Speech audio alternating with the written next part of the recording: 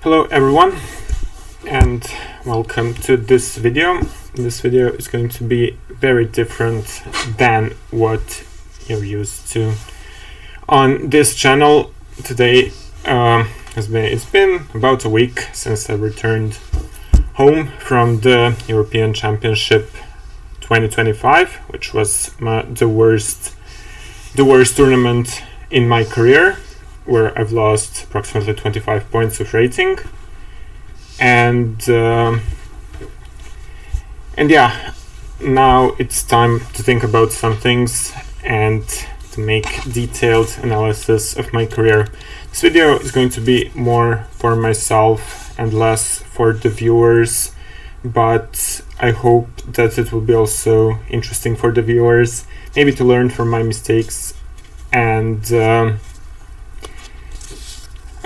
also, there will be future plans involving the content of the channel and my career in general.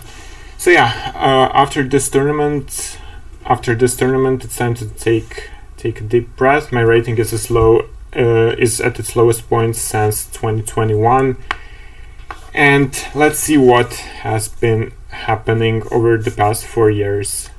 For this, we need to take a look at really detailed statistics, which I've been doing over the past years and over the past days, about the last 4 years, where I will get the guidelines on what to do, what has been right, what has been wrong, and what we're going to do next. So let's get into details. This will not be any kind of desperation video, any kind of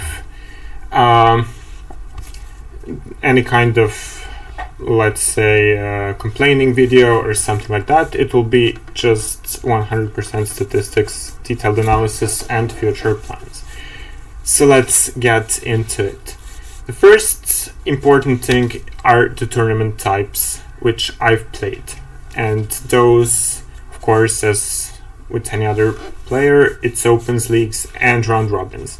Round robins are something that is not very often, and I have not played a lot with them. A lot of them. I've only played 6 tournaments in 4 years, which were round robins, and the sample is not really that big to make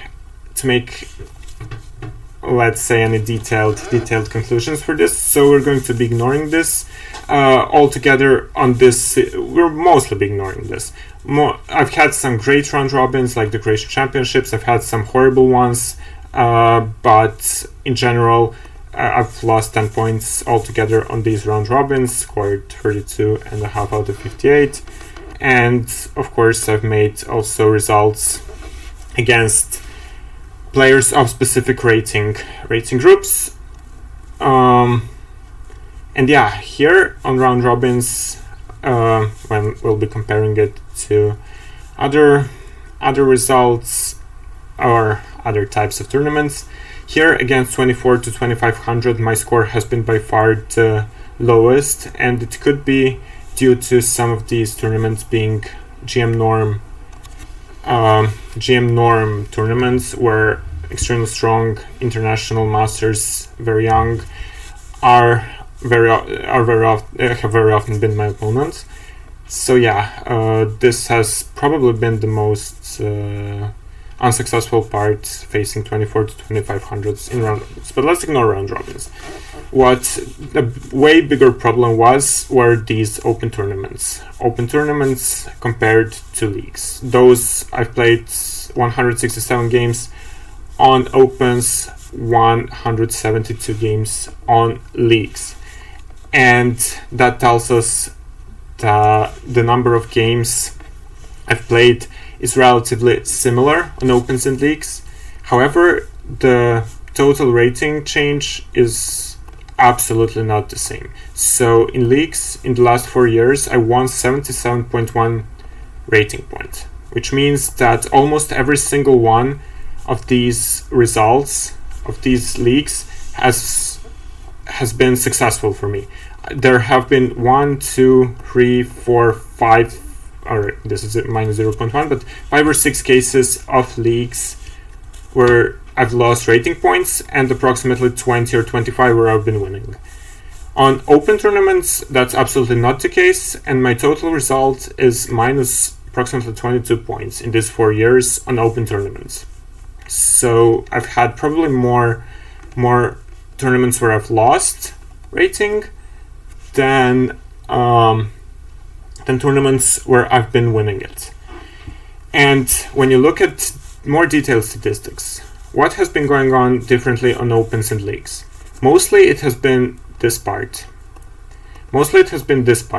Because against lower than 2200 opponents and 22 to 2300 opponents, I've lost altogether, how many?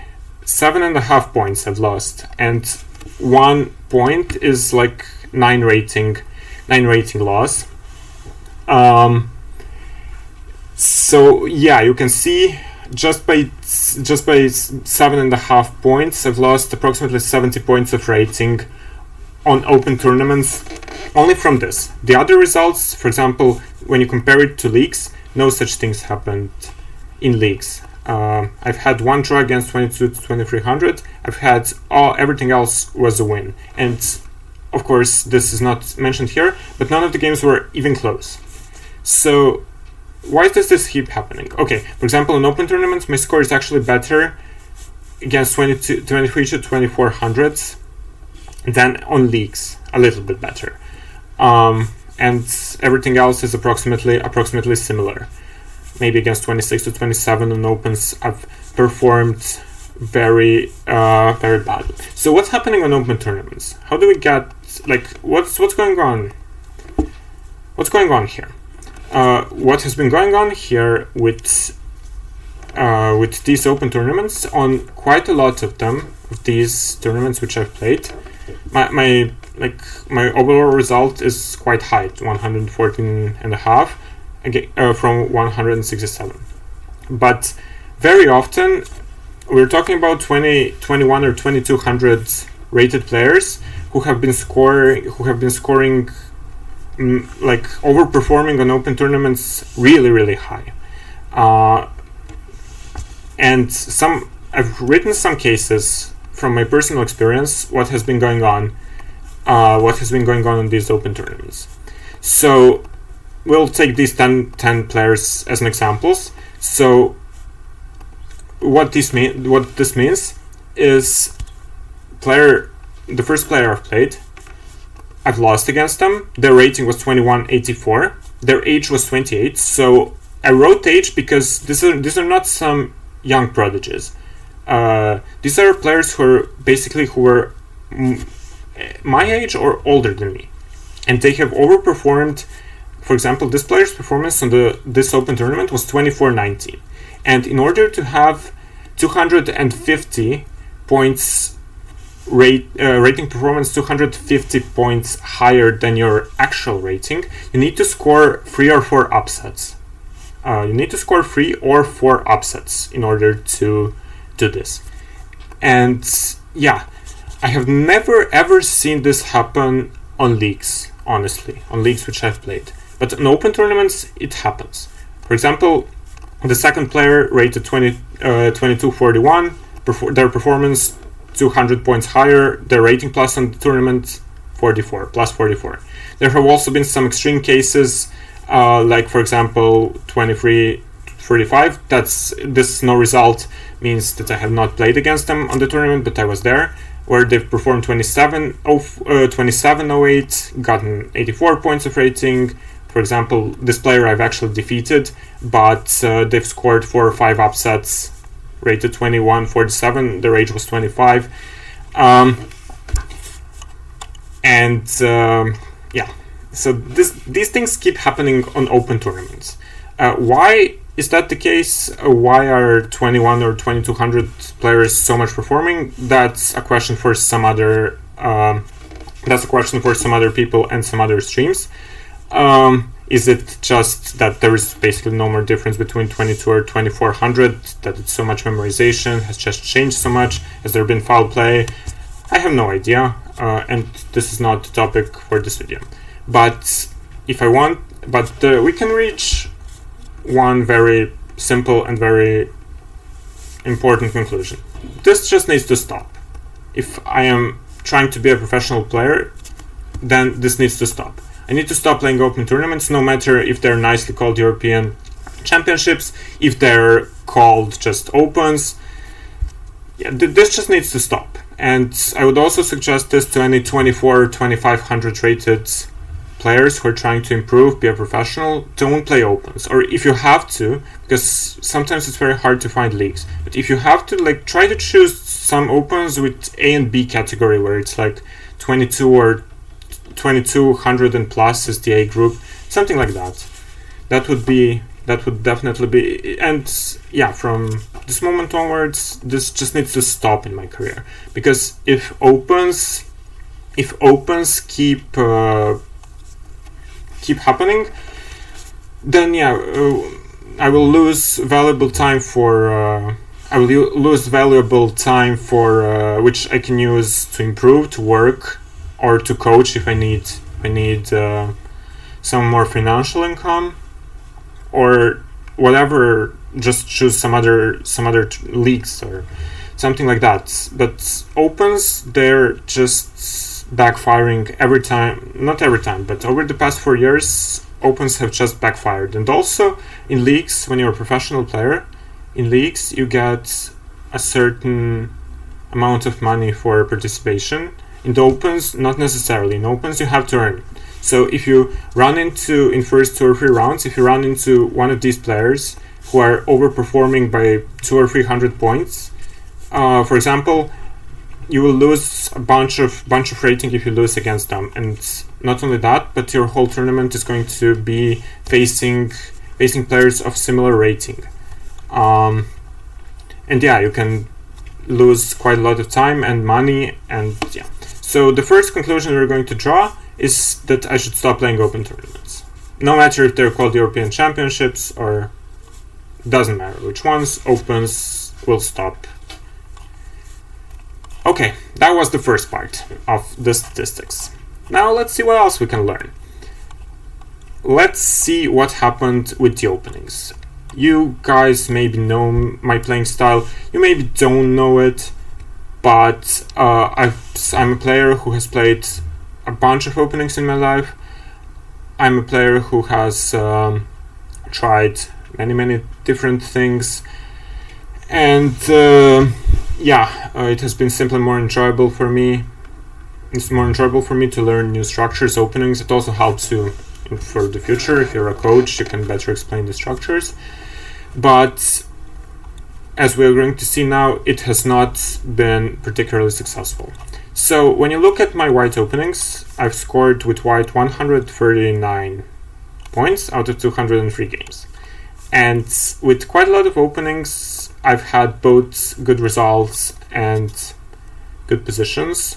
For example, with the Catalan, I've scored 15.5 out of 23. The Modern, I've been crushing against 4 out of 4.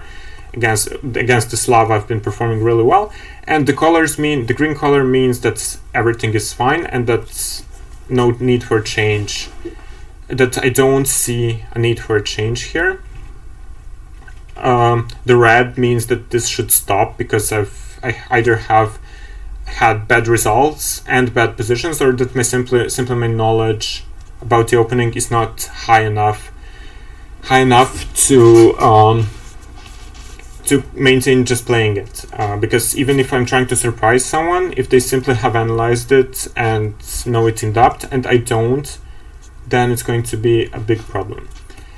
So yeah, usually most 26 to 2700 players, they don't have this diversefulness in openings. They have like 3 to 5 different openings which they play and know very in depth, and they don't play as many openings as I've tried to just play anything and avoid preparation completely. So what needs to stop in my white openings? So these things like Rogozin, for example, against the Vienna, I've had quite horrible results. I haven't studied it in a great detail when I've been playing knight f3 and knight c3. With white after d4, when I've been playing the Catalan, that has been different, because Catalan I've studied and analyzed way more. So yeah, this is something. If I am to keep playing one d4 and then this knight f3, knight c3, no Catalans, then I definitely need to learn it better. But until I do, this needs to stop. So what needs to stop for me is this Vienna. For example, if you see my score in the Bogo Indian, which also brings this knight f3 move order, or even g3, it also is an indicator that I have not performed well here. Also, with the London, I won some game, but I was dead lost. And with the Triangle Slav also, I haven't studied those openings in enough detail. Some of the openings I have studied. For example, Queen's Indian, King's Indian, even though my score against King's Indian has not been very, very high. This is very misleading. For example, I've played some games. I played some games which I was completely winning, then I lost. Doesn't matter. But anyway, I did not have that many problems in the Queen's Gambit exchange or accepted. Dutch, Nimzo, those, okay, there are very little games as well, because those things are not that common. But the main thing is that I also need, if it's yellow, then it means I still have to work on it, but it's not necessarily all that bad. So yeah, for example, against the Zemitarish and the Benko, those openings, I don't have a line which I know in great detail, which if somebody plays this against me now, I'm not sure what I would play, because I don't have enough. I've studied other openings, and I just need to know openings way more in depth. So yeah, if I'm playing d4, then I need to either play the Catalan, which I know better, or simply learn openings in depth. And for example, against this has not been ideal, but we'll get it back. So yeah, when I've been playing e4, I actually didn't have many problems. I've performed quite well against the French Caro, open Sicilians, rare Sicilians. Even if when I've been playing rare and open Sicilians, my score has been quite positive, and the games have been quite efficient. So I can play e4 with no problems. I've studied it in detail. But for example, there is something that I need to learn from in great deal. For example, when I've been playing King's Gambit, 4 knights Italian, though I have not known the opening and the structure well enough. Also with the Berlin. For example, with the Rui sidelines, or Rui sidelines just means bishop b5 and anything that's not Berlin, or anything that's not Berlin, or I don't know if I've put any other opening. I don't think so. So in here, for example, those I've studied way more. Those I've performed way more. Italian, I've played once, I've lost it. 4 knights, I've played once, I lost. Berlin, I've played twice, I haven't studied enough, I scored half a point. Barely. I could have lost against Krivoshko as well. So yeah. And what probably the biggest problem of all of this is, it's this one knight f3. This I've been playing in many games where I wouldn't prepare. I would focus on other things, for example, getting enough sleep, getting workout and so on, or if I wouldn't have time to prepare, very often I would just play knight to 3, play head versus head, and without deep knowledge of the structures. And that caused me to score 16.5 out of 28, which doesn't sound that bad at first, but when you remember that I was white, and when I remember that it's been mostly against lower rated players, then this has costed me quite a number of points.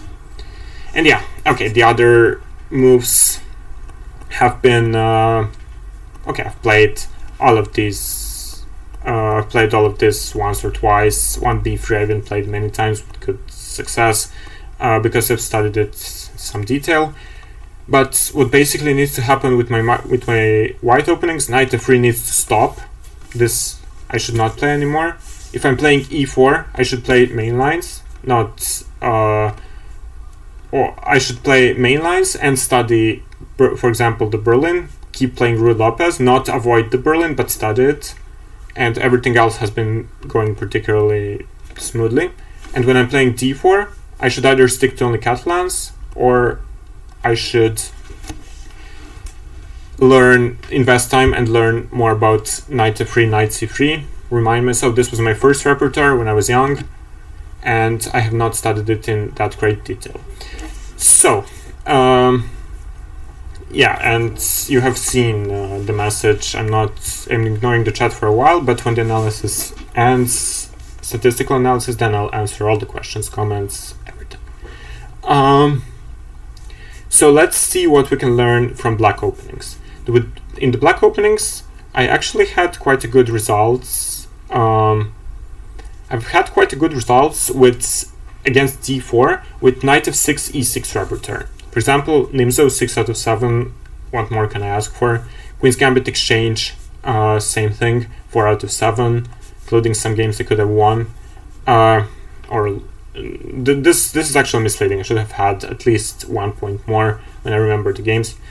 And also against d4, this is something that gives a really good feeling. And when I remember that with the King's Indian I have such a high score. Okay, 2 tournaments I have not included here, and those are the Olympiad and the European Team Championship. Those tournaments, on one I won like 5 or 6 points, on the others I've lost it. But those tournaments are neither open, round robin, or leagues. So those have been neglected, and for example, then I would also add the loss against Bluebaum here, the victory against Warmerdam. So those things would change a bit, but what I don't need so that it's 100% correct, I just need a guideline from all of this.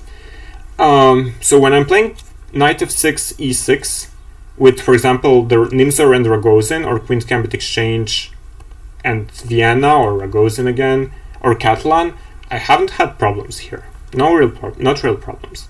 But, and also in the King's Indian, if I play knight f6, g6, play for a win with the King's Indian, it has been going really, really well.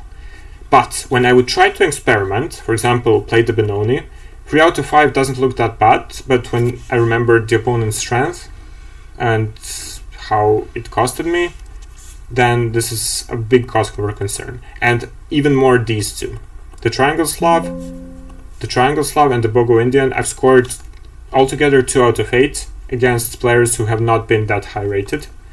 And this is like, the question is, why have I even tried to do this? Why would I go to such lengths, and instead of studying openings, I actually know the structures in great detail? Like, why?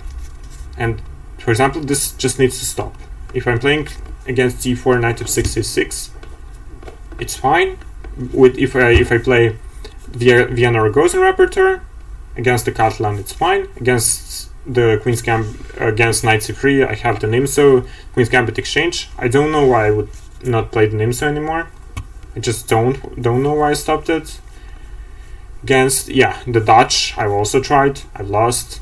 Zero reason for that. Should have played anything else. Also these lines, for example, a6 Queen's Gambit declined.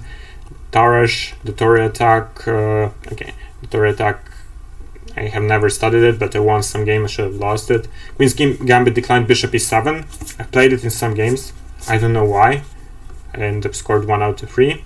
I just wanted to avoid preparation or something. Knight bd7, similar stuff. With lower rated, I just made 2 draws. Grünfeld, and so I know what to do against d4 and what needs to stop. When facing e4, things are very, very clear. With the French, which has been my youth opening, my first love, you can say it was my first love, but it has not been going my way simply. I've scored barely above 50% and not against that high-rated players. So French needs to stop. I need to stop playing this because people are either too well prepared, or I just don't know the structures, or the structures don't really hold. Because many of the lines, especially in the Winawer, they're not that ideal when you're they're not that ideal when you try to play for a win, and the strong engines have nullified the strategical understanding of the position, and yeah, in some concrete lines, memorization has caused the French to be quite unplayable. As much as I hate saying it, as much as I like the opening, it's not completely unplayable, but you need to choose the lines more carefully. And for example, the French, that's an opening which I've studied a lot, where I know the structures, and it's just not the problem that I'm going into too much, like that I'm playing too many different lines. But the opening itself, it just doesn't hold all that well, at least the lines I've played. For example, maybe if I played the classical instead of the Winawer, it would be different, and so on. But when you compare it to Caro and the Philidor, which I've also studied way more, and when you see these results and these numbers, okay, I began.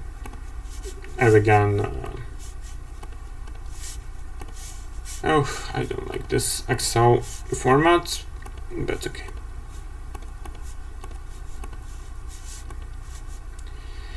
Sorry about that. When you see these numbers, and if I remember that they could have been even higher because I've lost some winning positions, then the French just needs to stop. I need to play the Caro, the Philidor, and also, why have I played the Alekhine against the 2300 that almost lost? No reason for that. The Rouser has been an opening, and these various Sicilians. I've tried all of the Sicilians, at least once. I've tried them, but I don't know them not even nearly as well as, for example, the Najdorf. And yeah, if I'm playing the Sicilians, I should just learn one or two in great detail, create a repertoire, and get on from there. Not play any Sicilian which just aiming for my opponent's weaknesses. And for example, in the Tonight Sicilian, which I've probably studied the most, should play this one and maybe the Rouser. And in the Najdorf, I've studied it quite a lot, but yeah, the results have not been too high. I'm not sure what to do here, but what I'm sure is that, for example, what also needs to stop, and actually what I have not put here, should put that here. It's 1 e4 e5. I haven't put it here, right? When I've been making this. Okay, that's my mistake. So 1 e4 e5 against e4. I've played 3 times. I've scored 1.5 out of 3.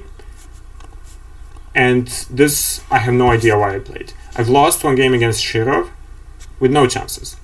I beat a 2290 opponent from a totally lost position. I got completely outplayed. And I drew... What was the game I drew? Against the young Polish player Jan Klinkowski. And I was not dead lost, but it was... At least at one point it was lost for me. So I could have scored 0 out of 3. And why would I even play e5? There's 0 chance here. There's 0 chance. I'm not playing, so this has to stop, the French has to stop, and all the various Sicilians needs to stop. I need to stick with the Caro, need to stick with the Philidor, and I need to stick with Sicilians I actually know in depth. And with black openings, that's it. I need to refine both against E and D4. Okay, now when we have touched the openings, let's see where I have missed my chances over these past 4 years. So there have been in total 89 games where I've missed chances, and I'm only talking about big missed chances, where I either lost a game, so it can also be a crush by my opponent. But we need to see the cause of these losses. Or if I missed something, for example, I had a completely winning position, I drew it, that's also in here. There has been 89 cases of me losing games like this. What are the reasons? To me, this was very surprising, actually. 28 times I've lost because of opening or not knowing the structure. This means that either I didn't know theory, which has been the rarer instance, or the more often, I didn't know the rising structure, my opponent knew it, and they didn't know the plans, and they got crushed with no chance. This has happened 28 times over the past 4 years. And when you, even if I played some different opening, who knows how the game would go, but this is a clear indicator that openings have been not, that this requires a change if I'm to keep going. If I'm to keep going, this requires a big change. What was not surprising to me that 16 times I messed up the endgame, because the endgames have been the part of chess which I've studied where I'm the weakest, probably because many of my games don't even reach them. And it's probably, together with strategy, what I've studied the least. But what was really surprising to me, 18 times I messed up because of a tactical blunder. 18 times. And for someone whose forte should be tactics, this is a clear indicator that I just maybe have too good opinion on my tactical skills, and that I should not ignore it and focus on other things, but I should also include tactical trainings again. Because, yeah, this is a cause for concern. 12 times strategy, not surprising at all. Strategy and endgame, I actually thought that, and I was doing these analysis, this is what I expected to be way more than these 28 times. For example, endgame and strategy costed me only as much, as the same, not as much as opening or not knowing the structure. So maybe the whole perspective I have on myself, that's harder without a coach. To have a realistic perspective on yourself, your weaknesses, your strengths. So the statistical analysis tells me that there are some things I need to reconsider. The good things are that only 3 times I've overpushed, and that cost me, and only 6 times time trouble costed me. That's good, because over 4 years, many players, it costs them way more. So these things are actually something I'm satisfied with. And 10 times it has happened that I have no idea and the opponent played perfectly. What this means is that I've known the opening, I've had a good position out to the opening, I understood the strategical plans and still got crushed. And here, what can I even, when this happens, there is nothing that you can actually hold against yourself, because you did your best. And if you do your best, there are no regrets, but you still lose. And it's that's also possible to happen. For example, and how can the opponents play perfectly? Well, one of these games was against GM Shevchenko. That's whether he cheated or not in that game, I don't know, but this is not what we're talking about here. Let's draw conclusions from all of this, and I understand that all of this might have been boring for the viewers, but as I've said in the beginning, this is more for me and less for the viewers. But let's draw some conclusions here.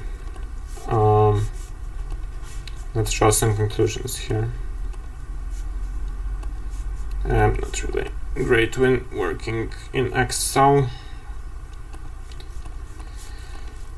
Okay, let's draw the conclusions here. So, number 1, no more opens of any kind.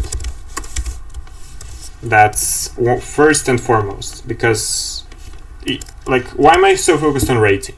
Because the rating gives you more invitations to leagues, gives you better conditions on any tournaments, gives you potential invitations to tournaments like Grand Swiss or World Cup or leagues or any round robins. So that's why I'm focused on rating.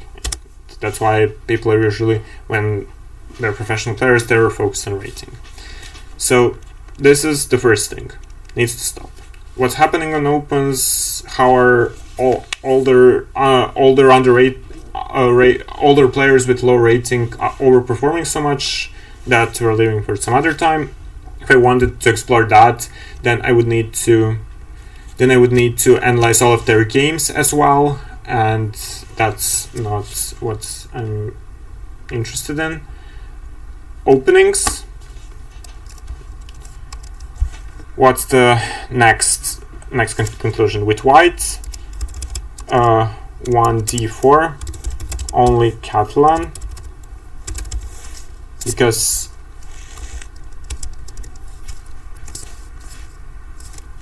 d4 only Catalan, because knight f3, knight c3 I simply haven't studied enough over the past years. No more knight f3, and just no more knight f3. That's very important, because if I just play this for a head versus head battle, very often they will know it better than me. Number 4, with white openings, 1 e4 is fine, but main lines. No Italians, but main lines. Study Berlin, for example, because that has been the only problem in the main lines. Everything else was my turning, either in the Italian or in the 4 knights or somewhere. What else have we said? Here? Yeah, with black.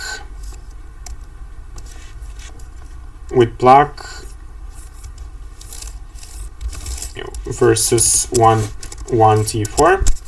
What I need to do is versus 1d4 to play King's Indian, or e6, knight f6, Vienna Ragozin, and nothing else. Like, you can choose different lines in these Vienna's Ragozins. Don't need to go for anything else. No different openings. Stop rare openings. That's for sure, with black against e4.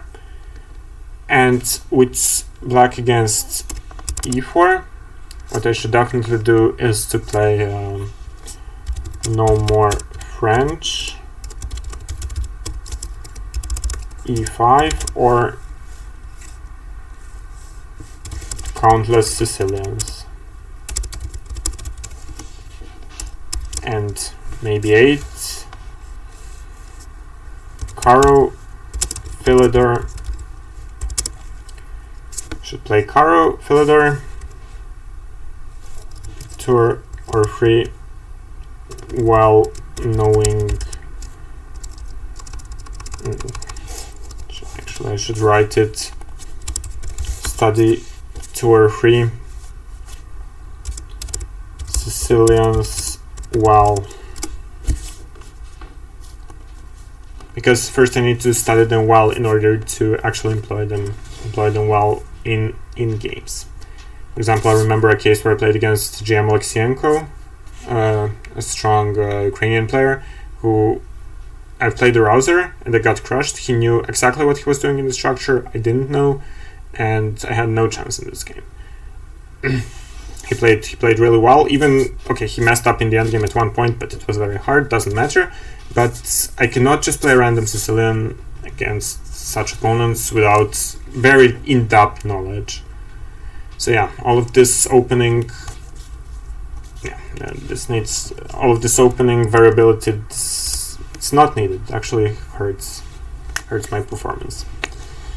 And yeah, study tactics. not only strategy and games. Openings, of course, I should study with this. Those should be the conclusions which I am to draw from this, because I have no intention of quitting. I won't quit professional chess, but some changes are very, very much needed. And future plans. What is going to happen in the future? More leagues, that's for sure. No opens. I know I'm repeating myself a bit, but more leagues, no opens, more work, more coaching. I'm doing not that much coaching because I still have ambitions as a professional player. More coaching is with a question mark. It's in a case if I need more financial income. More work on own chess, I should say. More coaching, potentially, not sure. What I will also do is I will, whenever I finish a game, starting from tomorrow, because tomorrow I'm going to the Austrian League, I will make a short analysis and I will upload it on YouTube, and that will help me. And also, okay, I will be more interactive with the audience, which I also feel is maybe a responsibility, not just go away from Twitch and YouTube. But more importantly, it will remind me of all of these decisions, that I don't go astray, that I don't play a nonsense move and nonsense opening, or that I stop with this.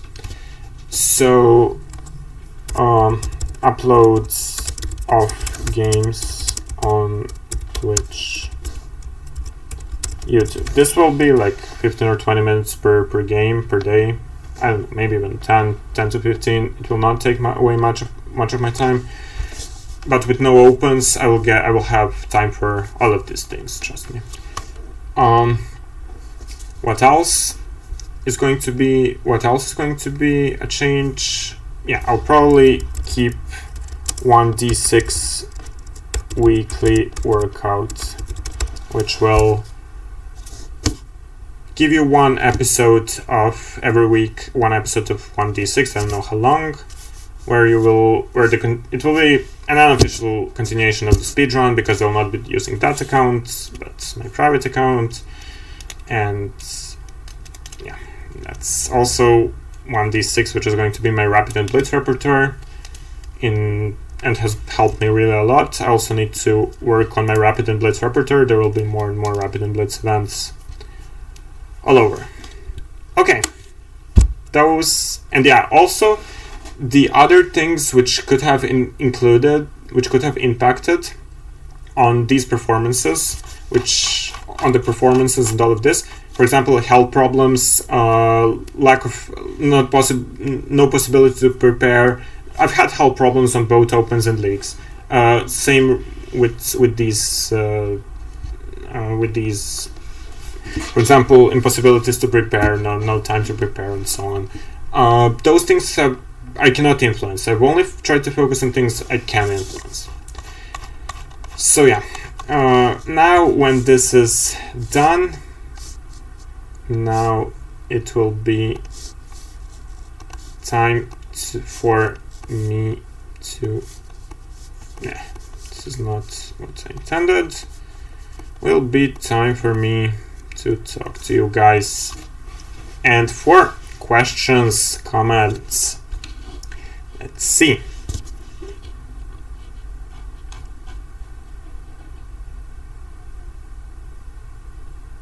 Don't let one disappointing tournament affect your decisions too much. The decisions have to be...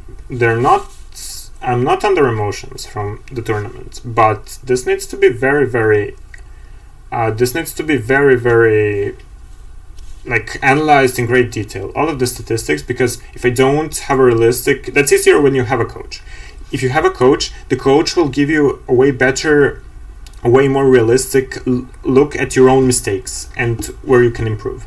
When you're alone, then it's a bit harder to be more objective. It's just how it works. It's not what can I do? I was plus in open tournaments before my last one. Good point. However, I was in plus, for example, 1 point or so, or 3 points. Doesn't even matter.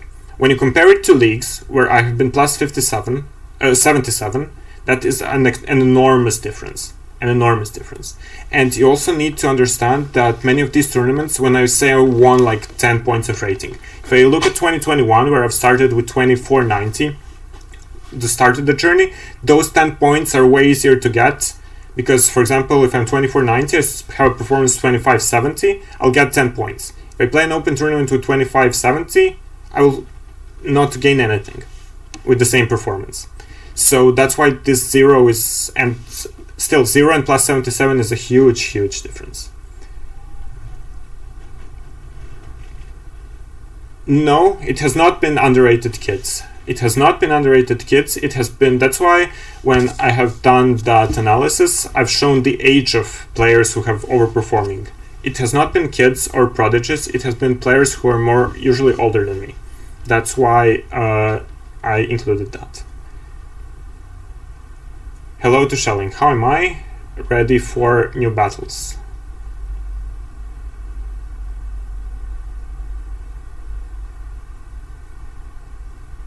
I'm not sure. There is no, this is not an April Fool's prank. This is a serious video, and it's a coincidence that it's April 1st. I'm not somebody who is doing these jokes. Is playing private tournaments good? I mean real life ones? I'm not sure I understand the question. Probably yes.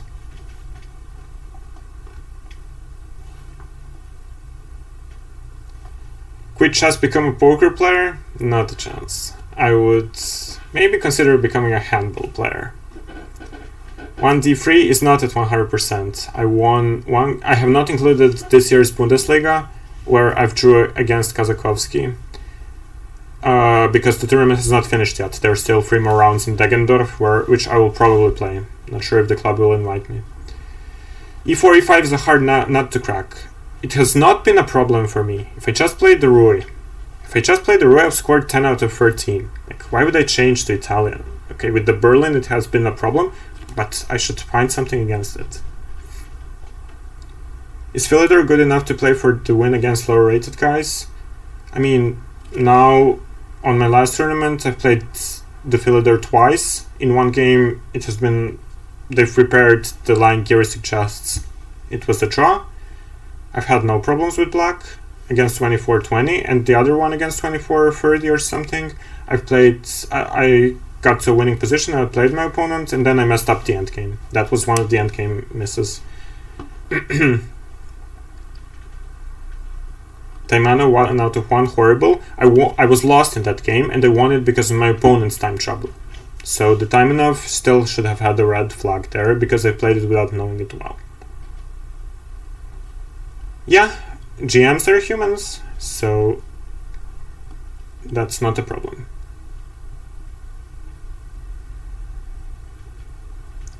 Yeah, we keep going, but as humans we need to learn from our mistakes. That's something for sure. For example, I've had extreme health problems on my last tournament, and it has affected my play a great deal.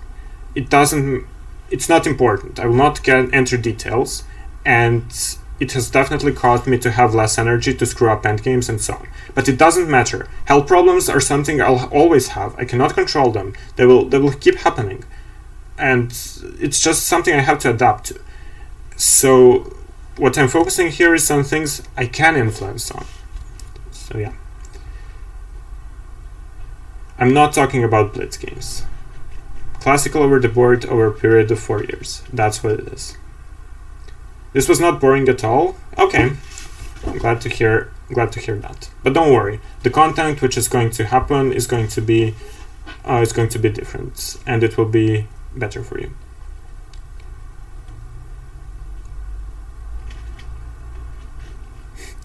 Yeah, but this is my personal experience. I'm not saying my French lines have become unplayable, the Wienerverse and so on. In my opinion, the classical French you're playing is very, very in the books, in my opinion. Do other GMs do similar analysis? I have no idea. You know me, I'm quite introverted, don't have connections with other people, so I just don't know. Would I consider getting a coach? I've had a coach for many years. I've had a coach for many years, but yeah, then he retired, and no, now I would not get a coach just for my own personal improvement. It's a big cost, and I need to take care of the financial aspect of my life as well, which is not easy.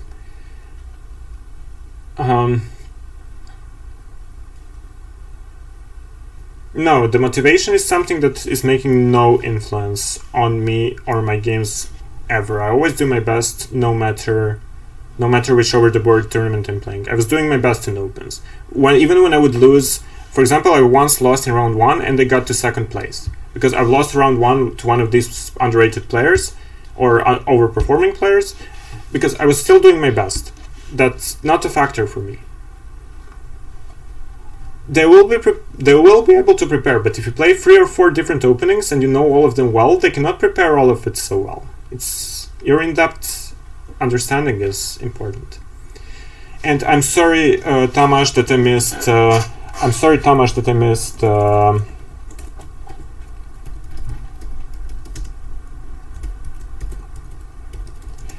But yeah, I'm sorry, Tamas, that I missed the raid. Thank you for the raid, and thanks to everyone who joined. But yeah, for this stream especially, I've had a different policy because it was important for me to do this, to get this out of myself. The stream was more for me, less for the viewers. But I definitely appreciate all the raid and all the viewers. My participation in Deggendorf was never in doubt. Yeah, okay. Of course, but still, when somebody is underperforming, very often clubs simply choose to not invite them because they're in bad shape or so. I will, of course, do my best, and hopefully we beat Viernheim and Düsseldorf. How much do I charge for private coaching? I mean, usually 50 euros per hour. Professional chess player is not worth it. Better to find stable income. Yeah, if you can do both, then it's probably the best. Why is the shoutout command not working? I'm not sure. Anyway, this has been what I wanted to tell. This has been what I wanted to analyze, and thanks to everyone for the patience and for. Yeah, but anyway, this video was more for me, less for you. But in the future, there will be way more content. That's definitely something that you should consider. Okay, now it's time to raid it to someone, and probably see you tomorrow if everything goes according to plan.